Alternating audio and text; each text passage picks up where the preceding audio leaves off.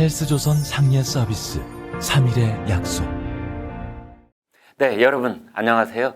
이 문재인 대통령은 이제 정권의 명운을 걸고 세 가지 당면 과제를 풀어야 할 것으로 보입니다. 매우 폭발력이 강한 세 가지 어젠다가 삼각 파도처럼 청와대로 몰려오고 있습니다. 이제 얼렁뚱땅 강요들이나 참모들 뒤에 숨어 있을 겨를이 없습니다.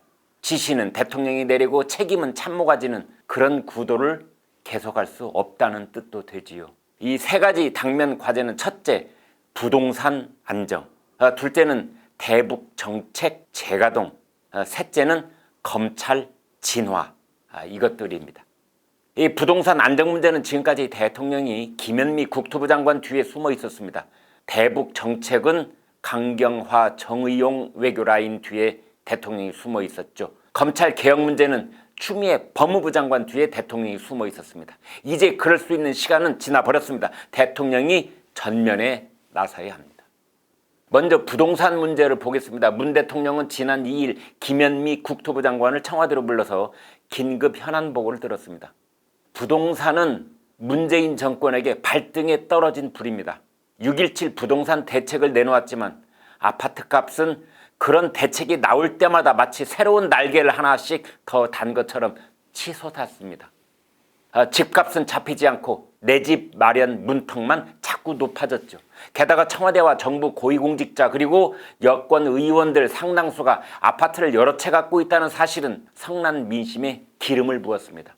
노영민 대통령 비서실장은 반포 아파트를 판다고 했다가 청주 아파트를 파는 것으로 고쳐서 발표하는 바람에 빈축을 샀죠. 정권이 무너지는 것은 하루아침에 벌어질 수도 있습니다. 오늘 아침 한겨레 신문은 고강도 대책에도 불구하고 3년간 폭등하자 부동산 불패 학습 효과만 키웠다고 했습니다. 신용대출에 부모 찬스까지 동원하면서 더 늦기 전에 뛰어들려고 하고 있으며 공급 확대는 먼 얘기로 들린다, 이런 기사를 내보냈습니다. 조선일보는 집 팔라고 하더니 양도세 올린다는 정부, 이렇게 꼬집었습니다. 민주당과 정부가 종부세와 양도세를 동시에 인상하거나 감면 범위를 축소하는 방안을 추진하자 이것의 문제점을 지적하는 것입니다.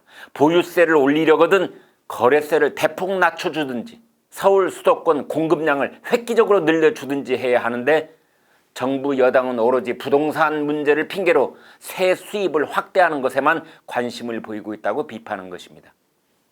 이 문재인 정권의 부동산 정책은 투기 세력을 잡겠다고 했지만 결과는 엉뚱하게 35살에서 45살 이 사이에 실수요자들의 숨통만 조여놓고 말았습니다.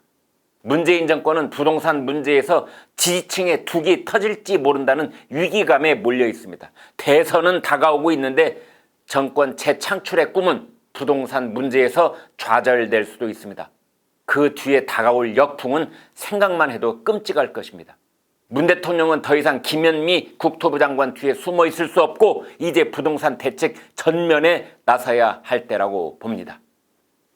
이 문 대통령에게 둘째 당면 과제는 대북 정책 재가동입니다. 지난 3일 문 대통령은 박지원 국정원장, 서훈 안보실장, 임종석 정의용 안보특보, 이인영 통일장관 이런 인사를 단행했죠.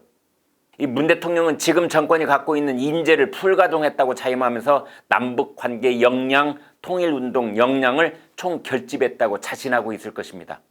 오는 11월 미국 대선 이전에 미북 정상회담을 또 한 번 성사시키겠다는 의지도 갖고 있는 것 같습니다.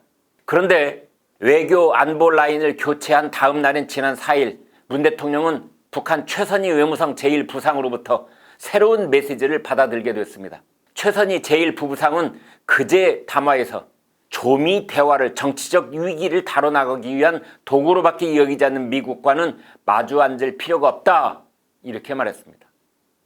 그렇지만 최선희 담화는 미북 정상회담을 일축하는 듯 했지만 사실은 역설적으로 관심을 드러내는 측면도 있습니다.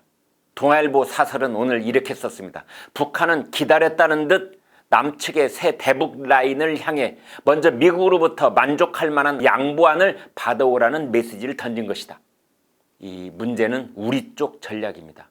새로운 안보 라인에서는 벌써부터 때로 담대하게 움직이겠다느니, 다시 평화의 문을 열겠다느니, 이 성마른 다짐이 쏟아져 나오고 있습니다.